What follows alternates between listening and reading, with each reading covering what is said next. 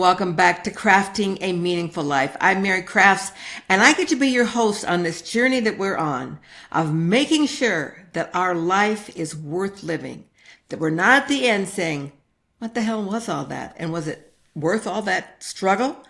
We're going to make sure that it's worth it, and we're crafting every single day. And to that end, I have my wonderful guest today, Leigh Burgess. Welcome, Leigh. Thank you very much. Thanks for having me. Welcome, and I'm so happy to have you.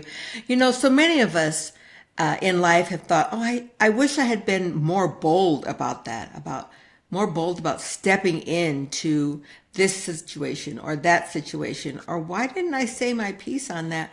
Why did I just let myself get on a raft and carried along with the flow of the river? And that wasn't what I wanted at all. I wanted to get off and I wanted to hike that mountain right there instead. hmm So that's what you're going to talk to us about today. I want to know your secrets to being bold today. I see you have your book in the background, and congratulations. That's Well, wonderful. thank you. Very excited about that.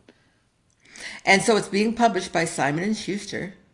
Right. That's a So big yeah. that's a So big coming name. out. Coming out in November, distributed by Simon Schuster, and excited to really scale the message about how you can be bold today, and you can start with small steps, and they can be quiet steps. They don't have to be loud, and they don't have to be on social media. They can be all yours to own. And the book really walks you through the framework that I created, and I created that really out of my own need to create the next steps for myself. So let's start with that. Let's start Okay. with the definition of what that term means to you. So what does it mean to you to be bold, to Yeah. So choose that? yeah, it is a choice. I love that you said that word because I think people sometimes don't realize that it's just not innate or it's just not an automatic. It's always a choice. So I don't think I've really defined myself as bold, but I think I have been bold most of my life. I think when I started my business in 2020, it came at a time really where I got to a point of complete burnout at my job in the corporate setting, and I needed to make a choice. And my big swing of bold was that I quit without having a job, without really having a plan, without having, looked ahead. And so for me, the definition of bold is really stepping into the fear or unknown. Really, you could succeed or you could fail, but you're going to do it anyway, and you're going to learn along the way. So you're really stepping through forward and moving to the next step, and not settling for your life that maybe you're not happy with, or isn't healthy, or isn't helping you grow, isn't nurturing your soul or your spirit. And that's really what being bold is all about, is making that move and getting out of the comfort zone, even though sometimes the comfort zone can be not a fit for what you really want to do in your life. Yeah. So did you always see yourself as bold? What about as a child? What about growing up? What? Yeah, I think I was bold, but I never called it that. Like someone asked me, so on my podcast, I ask people like, what's your definition of bold? And then when's the first time you remember being bold? If someone would ask me that second question, I would go back to second grade when I was playing soccer as a girl in a boys soccer league. So I'm old enough that it Ah. wasn't required to have girls and boys sports, and soccer was just something I really loved. So my mom enrolled me, and away I went. And multiple times I got warned to play gentler, to not be so hard when I play. I might get hurt. My Wow. my mom got talked to a couple times about, not because I wouldn't listen. I would just go out there. I would get laid out. I loved it. Like I loved playing the game hard. There were four girls in this whole league, and I'm in second grade, so you're 7 years old, and that's kind of how I went. And I was raised, by my parents to have the feeling that I belong at any table. I can do anything I want, and I should just go for it. I got to work hard and I got to apply myself, which I always didn't in high school, those types of things. But I, really think I've been bold most of my life. And I think when I got into college and then when I got into, my jobs and things that I was doing, I certainly, I think, put myself out there, would speak when a lot of people wouldn't. Also, I would speak, I think, for people who didn't have a voice. And I always think that's also very bold. That is when you can be an advocate for those who seem and feel invisible, hmm which is kind of what your mission is now. You are offering those people who truly want to be seen, who truly Hmm. want to be heard, a path forward, Yeah, and a partner. a Yeah, bold way. Yeah, I yeah, love that. yeah. So They don't just do it alone. you mentioned that you were in a career before. Hmm.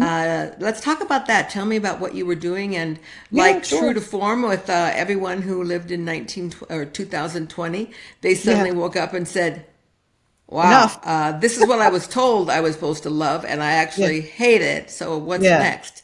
Yeah. So what did you do? Yeah, so I was in healthcare. I ran large operational teams, in particularly clinical research in large academic settings. So my role was really to help scientists innovate at a rate and pace that so that we could impact and give people hope. Particularly, I worked in cancer in one large institution, which really clinical research is the only hope that you have in that particular area right now. And then my second really big job was across all areas within clinical research. So large operational teams, I absolutely loved it. Like I enjoy solving problems. I'm an innovative agitator, so I like innovating and saying how could we do this better, quicker, faster, at a higher level of quality. Think of a PDSA cycle like on just loop up going pretty fast. So I really enjoyed my job, but I think I got to a point really now looking back, I can see where I took on ownership of things that weren't mine to own. I thought I needed to protect and keep everything safe, from the perspective that even wasn't mine. So really like over responsible for things. And I think that weighed on me because I was not only doing my job, but I was doing other jobs.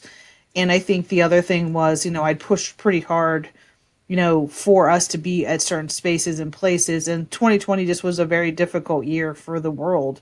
And I kept working harder, thinking like, I'm just not tough enough. I need to keep doing it.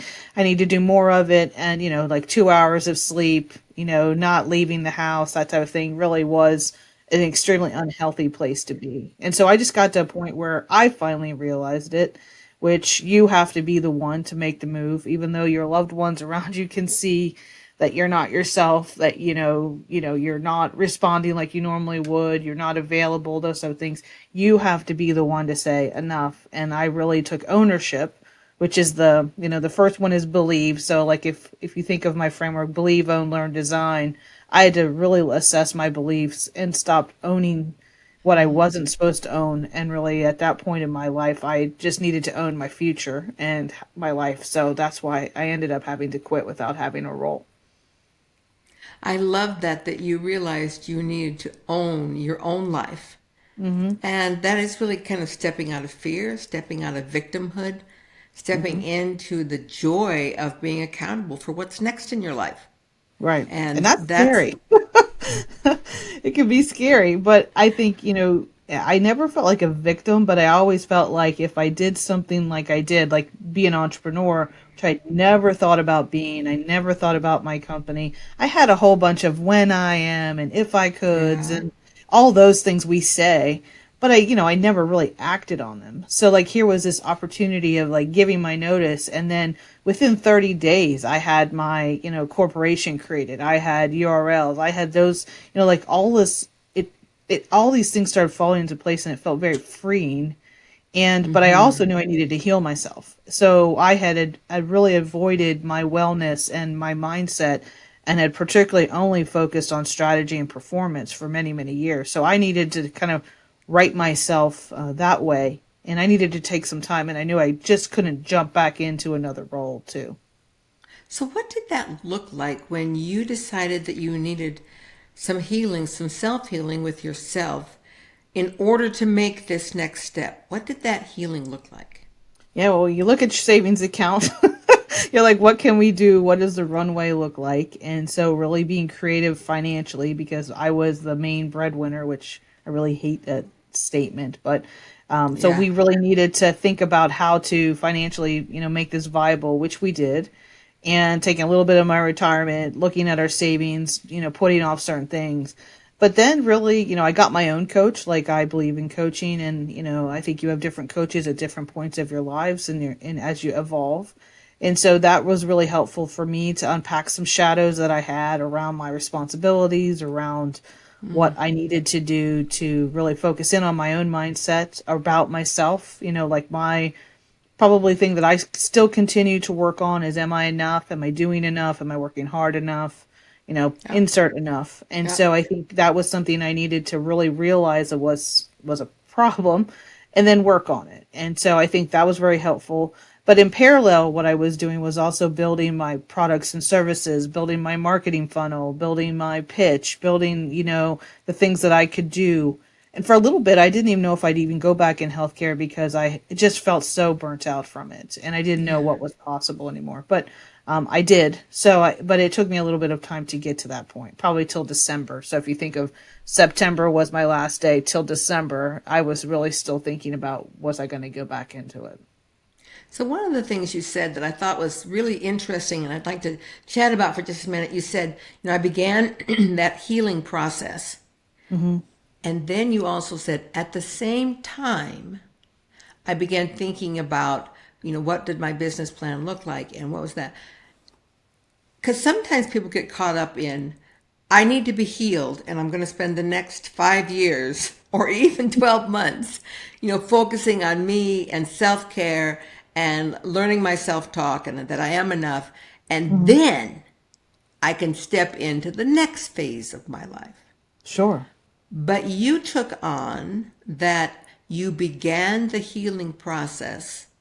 And when you were still in the middle of that and you had vision, you then stepped in to creating what you wanted with your business. You didn't wait for one to finish before you Mm-hmm. started the other. So talk to me about that. And do you think that that is a good advice for people? I The think it's idea of, personal. yeah. Yeah, I think it's all personal. So I had a particularly short financial runway. So Oh, as much as I'd love to, backpack Europe and, go away and not be on, my computer for years at a time, because I think that being focused on you is a very, very important thing to do. The ability to do it for longer periods of time, I think, just comes with the financial ability to do that, at least for yeah. me. And Yeah. so I had a runway until the following May. And I felt like, from the time that I resigned, I had, your 30-day notice, that type of thing. It was just interesting for me that I started to think and create and be able to be free to think whatever I want to be, I can be. And I was 48. That's usually like an 18-year-old or a 22-year-old type of thought of, I can be whatever I want to be. But I was, 48 thinking like that, and it felt very renewing. So I do think it's important for everyone to think about their own timeline for how they do things. But one thing that I easily could have done is just jump right back into work. Like leave one place, go to another, or jump right back into trying to be a consultant or a coach or whatever, I thought I could be. But I think I realized that I was a little bit more wounded than that. And I needed to, I took 30 days really just to, maybe I wrote things down or thought about things, but, I wasn't actively like trying to get clients or anything like that. That really didn't happen until January. And so I really felt like this creative space to have some freedom to heal as well as to think outside the box. And that was really important for me. But it's very personal, so I don't think the way I did it is the way you would do it or the way someone else should do it. But I think what it does is hopefully inspires people to realize it's possible to do something different and do it at your pace, at your rate, and do it on your terms. And that's the most Yeah. important thing. Possible, that it's possible to do something different. You don't have to Yeah. stay on that treadmill that is burning you out and sucking the lifeblood right out of you. Yeah, you have a And you choice. mentioned that you were 48 and older than most. On this podcast, Lee, my experience is that you were at the exact age that Yeah. most people, male or female, Mhm. kind of wake up. I Yeah. was 50 when I woke up and said, this is not the life I want. Yeah. And knowing that, what does it look like where want to go? And then Mhm. the steps to get there. So there is that, term we call the gray age, where you're starting to really change in life and you wake up and say, I choose something different today. Yeah. Now, Yeah. for you and for me, and I think that we're probably somewhat alike as we in our personality profiles, as that we knew what it was like to be bold and out Mhm. there and to be seen from kind of a young age. Mhm. But there are those women who absolutely want this, but are just scared to death. They don't think they have it inside of them. They've never been bold. They've never given their opinion in any meeting. And they just don't even know the first step of how to step into that. What do you say to that? And to those women? Well, let's unpack it. That's probably where I would start, and it really does start with your beliefs. So, like, if you have something to say, why aren't you saying it? Has is this going back to your childhood, or did something happen in your career, or from a mentor, in quotes of someone was supposed to help you but didn't help you? Like, really just unpacking your beliefs around possibilities. I mean, my biggest shift was that I can actually make money on my own. I don't have to work for an organization. And organizations we think are stable when they're truly not as stable. And certainly in today's world, we're seeing Yeah, that. yeah. Just because you work for someone else doesn't mean stability. And just because I'm an entrepreneur just doesn't mean it's unstable, right? So I think that is something that I had grown up with, that you have a 401k, you have insurance, you have this or that. Well, you can have both of those and be an entrepreneur. Right. You just have to educate yourself along the way. But I think it's just unpacking your beliefs. So I think one of the things about bold, I think is a myth, is that it has to be really big and it has to be loud and it has to be, someone's got to see it. And, obviously my move was a big, bold move that a lot of people saw and had a big impact. But there are softer and quieter, bold moves that you can make to really start getting yourself into that mode of, I am going to speak up, or I am going to try something different, or I'm just going to be curious. And I think the first step really is writing it down. Like, right now, are you aligned with your passion and purpose and the vision that you've had for yourself? And are you living by the values? Like, if you say you value family and friends, are you spending time with family and friends? If you say you value education, or you value, learning, are you doing things for yourself where you're in situations where you're learning and having opportunities to engage and interact with other people? Well, I don't have time for that. Well, I don't have enough money for that. Well, okay, let's unpack that. Why don't you have time? Why, what does it take to invest in yourself? And so really just doing a lot of that introspection, I think, is the first step to being bold. Because another myth about being bold is that it's reckless and thoughtless and you just jump. It's probably one of the most Oh, painfully thoughtful, pragmatic processes. Because, and I don't mean like on the soccer field bold, I mean in life bold. Like, I really thought about resigning and what that meant and what I needed to do and what would be step one, step two, where could things go left? And I think what was most important in my biggest learning in the first several months was that I had to bet on myself and be all in on plan A, not plan A through Z, which is usually how I've lived my life, but all in. Like, we're going all in and we're going to make this happen. We're going to make this successful, and I can do it. And that takes choice and it takes intention, and then you get after it. and then you get after it. I think that's the value, Lee, of having a coach and someone like yourself who has walked the path Hmm. and is choosing the bolder way forward.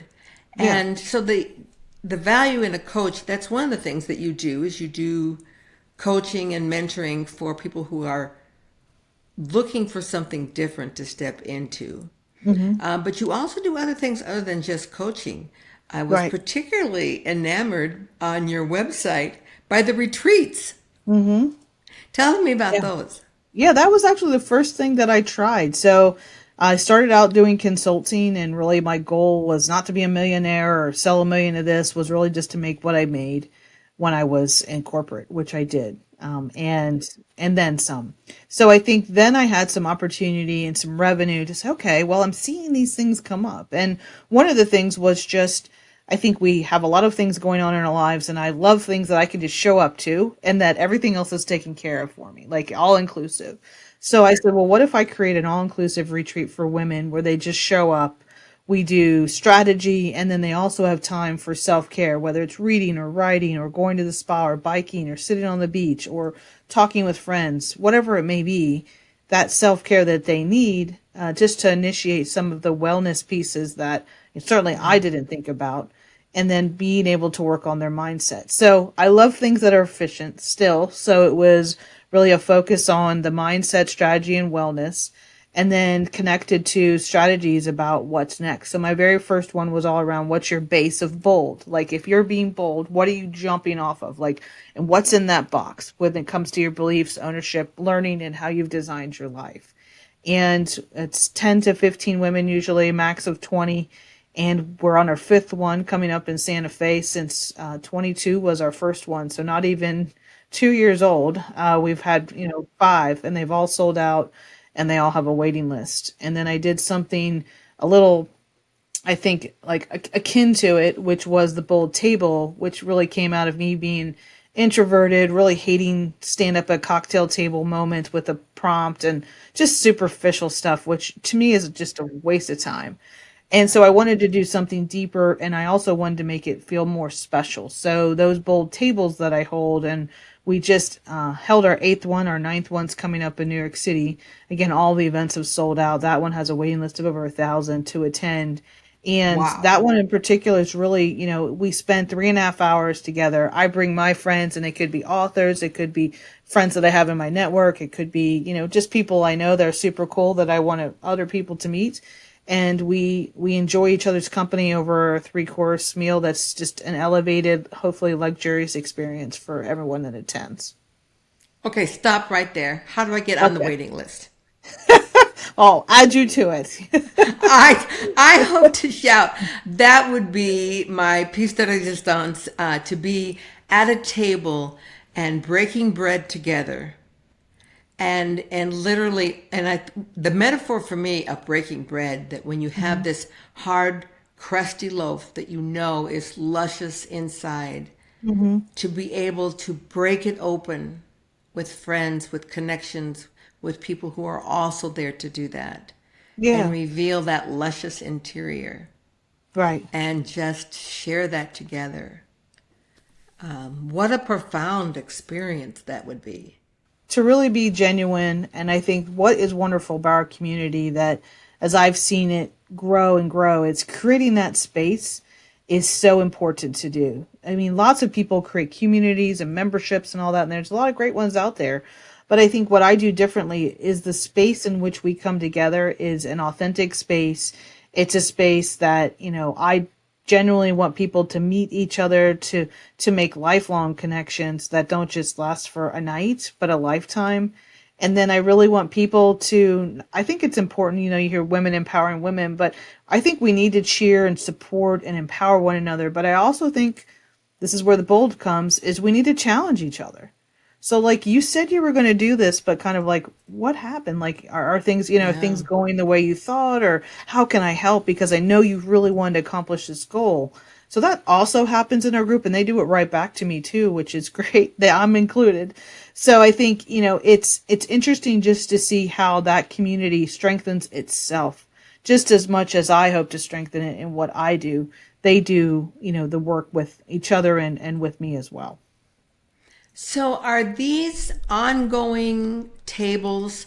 Once you're in a table, then you have a table, or can anybody join into the tables? Are they new people all the time? Sure, yeah. So you can certainly join anytime you want. They're not privatized or anything like that. But I think what happened over time is, they usually sell out within the first couple hours of posting. So Sure.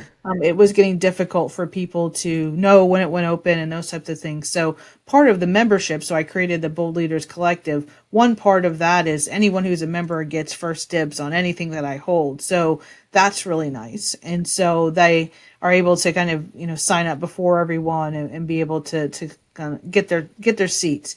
But we definitely have new people coming in as well. I save seats so that we don't just sell out in membership. I think it's also Ah, important for us to have new people coming in. yes. So you could have 10 to 15 new women coming to a table of 50, for example. Oh, wow. That just sounds Yeah. phenomenal. And who Yeah. doesn't And then you want a have, weekend away in New York? I mean, seriously. yeah, that seems to be, I mean, they love it. We have it at an incredible hotel in Soho. The staff there are just incredible. We've done every single one there because it's just wonderful. And the people really do. And I think that's really nice too to see the women come together as they come in. They might get in the morning of or the night before. They come to the dinner and then they spend the weekend together. They go to Broadway or they walk the High Line or they go out to dinner or brunch or explore the city, and they do that together. And that's, again, a deeper relationship than just a networking dinner, and it is much more than that. I love that. That's a beautiful thought. So, Yeah. as people want to make this choice and step forward, so you're offering retreats, you're offering private coaching. Seems like you, as I was looking through your website, you had a couple other things though that you were offering for people to really step in and find that bolder way. Hmm. So, Yeah. anything else that you're recommending for women who are looking for Yeah. that? Well, I think the book's a great place to start. So the book is something that, the reason I wrote the book was to scale the message of possibility of taking those steps, possibility of moving forward with a life that's aligned with your passion and purpose, and that you're in control of that. You own that. So that's a great place to start. But I mean, they can certainly sign up for. We do a weekly bold bulletin, that updates our members. The membership is one of the areas that you can connect in. Let's say you can't make an event or you can't get to a retreat yet. Being part of the Bold Leaders Collective is a way. Every day I'm in the community asking questions, giving a poll. We have our post. We invite other guests in to speak. So it's a really nice space for people to always check in and to be connected virtually as much as we can be. I think really the power comes from, the connection virtually comboed with being in person. So doing those multiple events and, just staying, in touch with, what we're doing and the things that we're doing. But those are two great ways to start out. I love the idea of being part of this collective because then, Hmm. really, no matter where you are in the United States or even world, you Hmm. can be part of this collective. Is that on your website to join Yeah, yeah, that? yeah. Become a member, and it's in the Okay. upper right hand side. Yeah. So I think what's nice about that right now we have 100 members. Right now we're open for our next cohort, and I'm purposely growing slowly. So we just opened the membership really the last week of August, beginning of September 2023, and we got to 100 Ah, members in three different cohorts by February. And I wow, paused that's great. enrollment at that time. Yeah, I just because I wanted to really make sure what I was doing was working and was helpful, and making a few tweaks here or there to make it the most powerful experience it can be. And here we are with cohort 4. So that's nice because I think then no matter where you are, and we do have people globally, so it's not just in the US, you can click into this network of women who are going to support you, cheer you, and champion you, as well as challenge you to be your best and to do what you say. I think sometimes it can be, feel like a lot, when we're trying to do something on our own. But when someone is there saying, how'd it go? Oh, you had a setback. That doesn't mean it's an ending. It just means it's a setback. So, like, how do you get back up again? And then having a group of women that really is paying attention to that and seeing you as a whole person. I think that's the other thing this membership does differently. Lots of them out there based on what you do or who you are or the title that you have. And basically, you have to be a good human being, to come into the Bold Leaders Collective. A lot of the women they're across industries, they're across titles, and really that you want to actually, take yourself, evolve to the next level, and you want to do that with a group of women who are going to support you. That's really what the Bold Leaders Collective is all about. The whole 360 degree of you. I love that. So many times when people hear the word bold, they're just a little, uh, take a step back from that You can person. They're get a too bad rap. bold. Yeah. They're too Yeah. bold for me. Hmm. But bold does not have to necessarily mean, and usually does not, that they're the center of attention, that they're the No. loudest person in the room, that they Mm. have to always be right. I mean, those are more like the narcissistic kind of I was gonna say characteristics of, that's a narcissist or some yeah, of of being bold. confidence. Okay. Yeah. But sometimes Yeah. those two words are connected some crazy Hmm. kind of way. Yeah. But the bold that you're connecting and really supporting is a boldness that you feel inside. Within. And it's Yeah. less about your actions and more about how you feel about yourself and what you're creating in your life. That you Yeah. really are focused on being the very best you that there is. Yeah, aligned with who you truly are. Because Yeah. somewhere along the way, between probably 42-ish to 48, somewhere in that 6 year time period, I lost who I really was, who I really, was aligned with, and my values and the vision for myself. And I started to let really the outside really form what I did and what I thought about myself and how I acted and what I thought.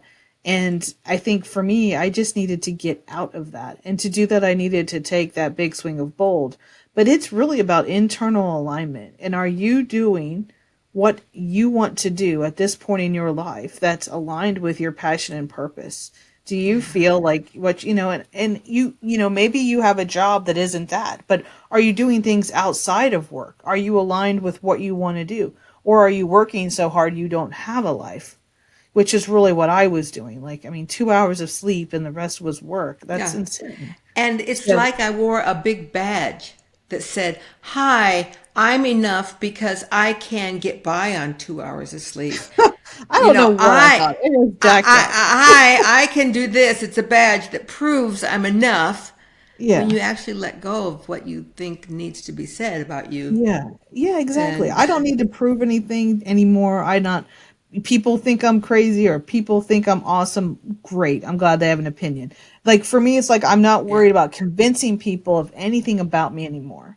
Like I had this really big epiphany where I had lived most of my life, certainly in my 40s, about, I needed to convince the world I was smart, convince the world I was a hard worker, show all these different ways that I was exceptional. When really I just had to freaking believe it.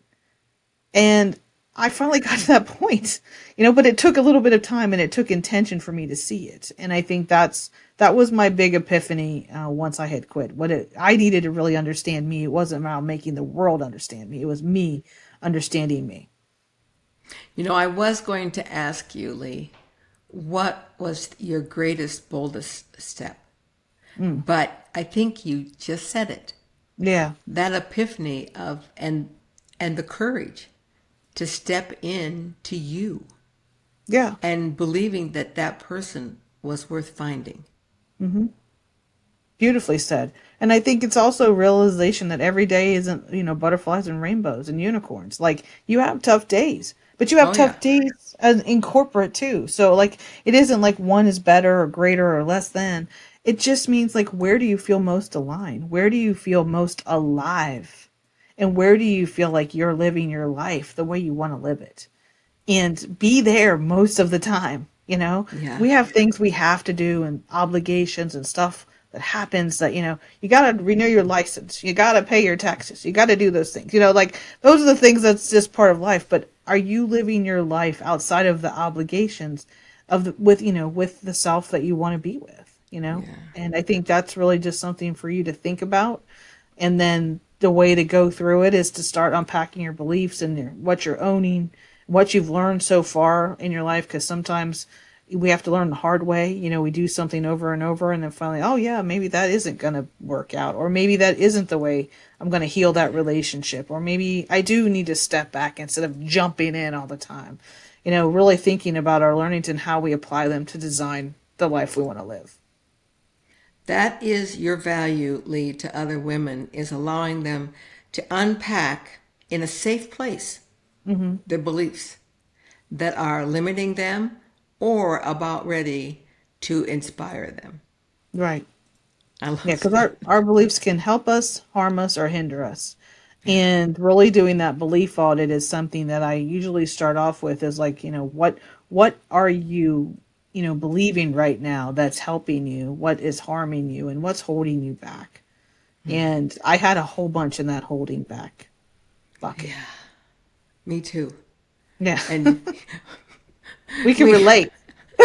absolutely now I'm quite a bit older, but it's been an amazing 2 decades for me as Hmm. I have unpacked that and moved out of what I thought was being bold into what I've discovered is being bold Hmm. And and being not, you. yeah, being Yeah, me. just yeah, being you. And it's a beautiful thing to be. And I think Yeah. that's what's sad, I think sometimes is people don't realize the easiest person to be should be you. Yeah. And it isn't for a lot of women. Yes. And that's what It's I what they want them to see on realize. social media. It's what they see next door. It's what that Or what they're they told to saw. be. Yeah. Yeah. Yeah. At their last network gathering. Oh, Yeah. next time when I go, I'm going to be more like that person.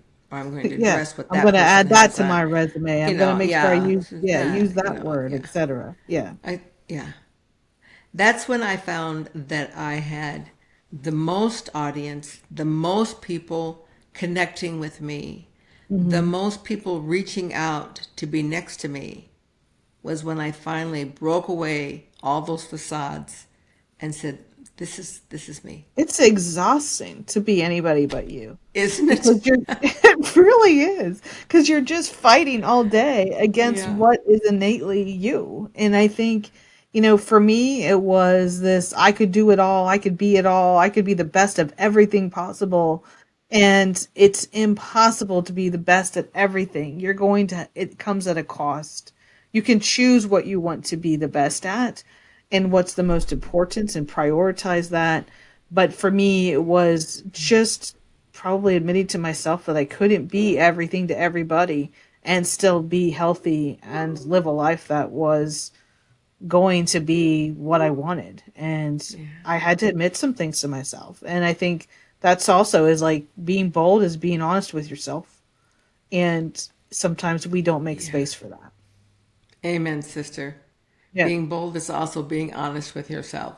Hmm. Leigh, thank you so much for joining me today. And I think if people can't be part of your collective and go to a retreat and a table dinner, which I want to do, just to even buy your book, to have those Yeah. eyes opened of what that Follow me on means. Instagram. Yeah. And Yeah. LinkedIn, I'm dropping, little bits and pieces of things and videos all the time. So just Yeah. following me and picking up the book, you'll start to pick up what we're putting out there into the world about being bold.